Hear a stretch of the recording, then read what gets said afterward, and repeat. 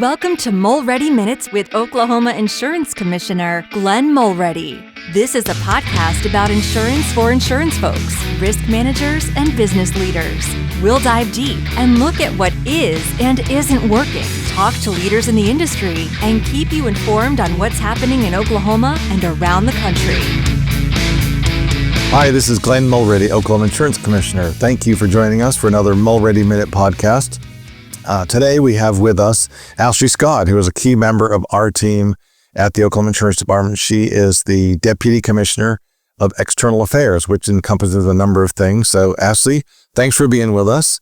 And let's jump right into that. Like what Deputy Commissioner of External Affairs, what is it that you do? So I still do all of our government affairs and community affairs. So working at the legislature on policy and regulations that impact the industry and consumers.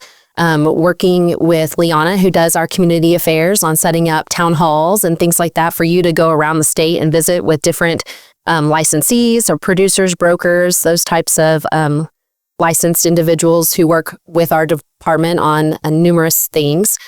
Also working with chambers and just kind of talking about what our office does and how we can help consumers.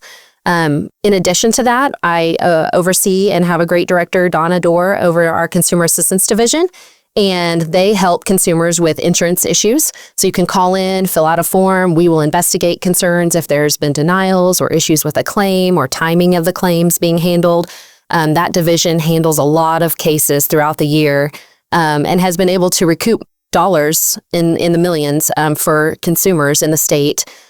Through those processes and helping people to understand exactly what their policy covers and how to get the most out of that. Yeah, and great to get that word out there. So many people don't know we have this consumer assistance area. We've got a property and casualty division and then a life and health division. Within that, they handle roughly 15,000 calls a year from consumers. And, so anyone out there, if you hear, you personally or someone else who's frustrated with an insurance claim or insurance issue, know that there's consumer assistance available at the Oklahoma Insurance Department, and that's part of Ashley's role is to oversee that. So just a part. No, it's a big part though, and it's really helpful for consumers, and so excited to have that as part of my job duties. Yeah, and in your role too, you've got legislative stuff. So we are around the corner from the Capitol where we sit here right now. It's like jumping on a treadmill. It's already going pretty fast, but you'll have that to tackle. Looking back, talk a little bit about 2024 and maybe some things that took place at that building or that impacted us, or give us some of those highlights looking back. Sure. So there were a couple of major pieces that we pushed. One of them was Senate Bill 543, which was our insurance data security bill. I know a lot of people heard a lot of conversations last year with some of the issues that we've had with cybersecurity breaches and consumers' personal information being shared through those breaches. And so what we were able to get past with working with the legislature was a notification process where licensees and insureds who are working with our department, if there is a breach that does contain personally identifiable information for a consumer that is protected, would have to notify us within 3 business days of that breach so that we can make sure that those consumers know how to put in safeguards to protect the information that might have been leaked. So we're really excited about that kind of rolling out. Went into effect already. We've been working internally on those processes and how those notifications will be received by our department and what that looks like to investigate those and make sure that the law is followed to ensure that we have some protections in place when things like that occur. Yeah, and critical piece because we are seeing more and more of that in the insurance space and also specifically in the healthcare space seem to be opportunities for attack with those lately. So what else? Well, the next big piece is another part of my job duties, which we didn't really hit on, but it's the Strengthen Oklahoma Homes program. So the OK Ready program went into effect on November the 1st. It is a grant program that allows us as a department to provide up to $10,000 in grants to homeowners who can fortify their homes.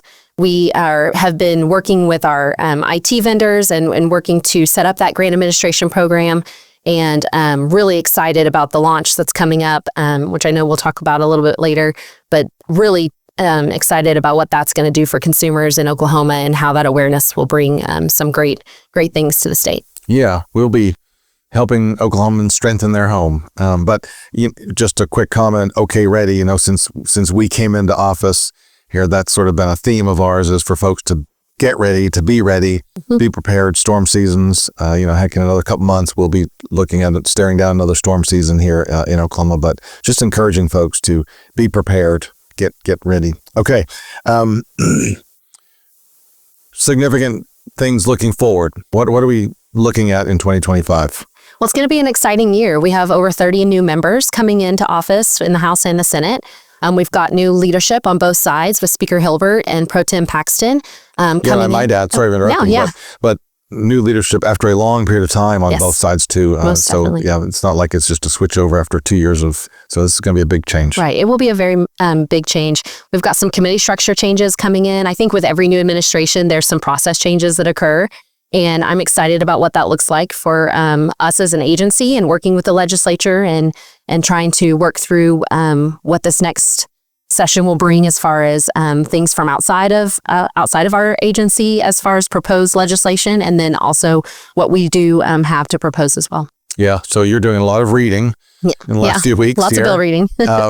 Anything that jumps out at you? Any bills proposed that that we're not doing that you might be excited about or not excited about, or what's out there? There's quite a few health related bills. I feel like we have some things coming up looking at fiscal analysis for mandated bills for health insurance, which I think is going to bring a lot of good information to the legislature prior to passing these types of measures, making sure that we understand the impact of a bill and what that actually does to a premium for a consumer.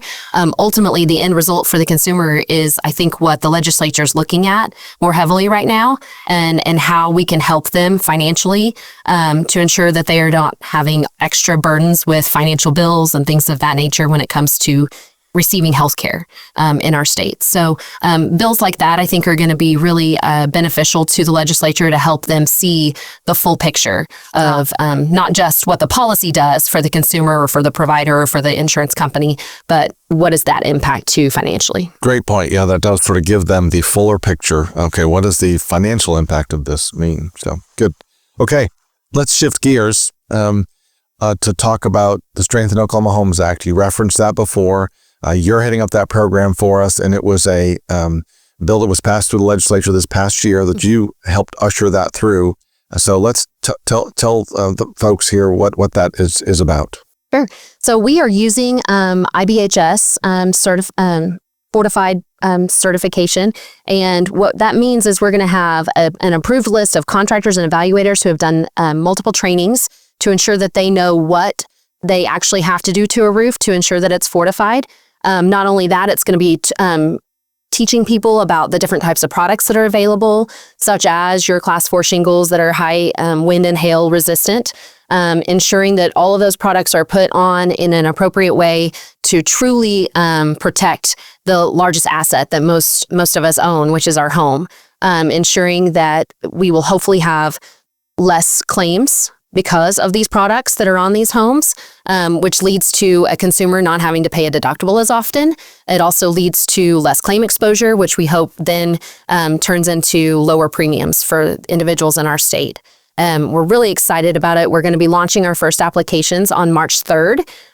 We're going to be doing a pilot project for the first 100 homes in some select zip codes, which we'll be releasing on the website on February the 18th. We're really pumped about getting all of the contractors and evaluators in to have our stakeholder meetings prior to that. And we've just been working really diligently to make sure that we have a really great IT platform that's easy to use for consumers, that they have all the information that they need to know what to expect when they go through that application process. And then we've got our great staff ready to assist them as they're working through those projects. We will have a couple of extra pilots this year, but our hope is to get all 1,000 grants that we were allotted monetarily out by the end of 2025. Yeah.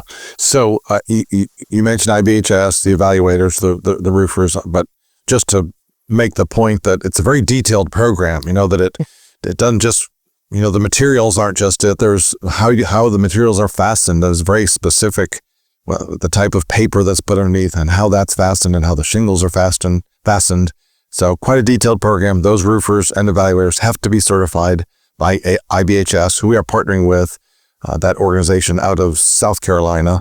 who's and I should readily admit once again, because I always try to, that we totally copied Alabama, and they have a successful program there. They've been doing for, I don't know what, 7 years or somewhere along there. So we've got some folks that are ahead of us that we can kind of learn from them. And I think part of that is learning with a pilot project as opposed to opening it up full bore right from the get-go. So, and then the end result of that we didn't really talk about there is the actual grant going to to pay for that, to help pay for that. So it's that financial assistance piece. Yeah, up to $10,000 is what we're looking at for those fortification projects, and that will be paid straight to the contractor on behalf of the homeowners. So there's no issues there as far as making sure that it's paid directly to the bill and everything's taken care of for that homeowner in that process. So we're really excited about that, and the fact that we can provide up to that $10,000 amount based off each project and how much it costs to fortify each specific home. Yeah, and you mentioned too that strengthening that lessens the chance that they're going to have a claim down the road and have to pay a deductible. I just want to point out how important that is as deductibles have continued to climb, and that $500 or $1,000 deductible of the years past is no longer there. It's now 1%, 1.5%, 2% of your home value is your deductible, and that becomes a substantial amount. That reminds me, though, I do know another piece of legislation that's being run this year, not by us, but something I think we're certainly behind. That is a disaster savings account. Yeah. So you talk about that just for a minute. Sure. The idea is kind of like an HSA or an FSA where you can put money back with tax savings, of course, and save that for when you have an event that happens to your home or your auto, any kind of insurance policy there where you might have a deductible or some type of cost incurred to bring your home back to the previous state. So looking really forward to some of those opportunities and things that we can do that are outside the box of mandates and things like that you see a lot of, unfortunately. And so, working to make sure that the legislature understands the importance of some of these other ideas as well, and getting that information to them so that they can make a great decision on moving some of those pieces forward, which will be beneficial to our consumers. Yeah. The real win on that is when the federal government would decide to make that federal tax deductible. But I guess my thinking on that is, why wait for that? Let's move forward, make it state tax deductible, those contributions, so that it helps you in the event of a disaster or problem in your situation. So, Ashley, thank you for being with us. And thank you all for joining us on this episode of Mulready Minutes podcast. Ashley has enlightened us on what's happening with legislative initiatives and kind of looking back to 2024. We're glad you joined us, and we will see you next time. If you found this episode informative, please subscribe and share with your colleagues. Visit oid.ok.gov/podcast. Let us know what topics you would like to hear about on this podcast. Until next time, take care from the Oklahoma Insurance Department.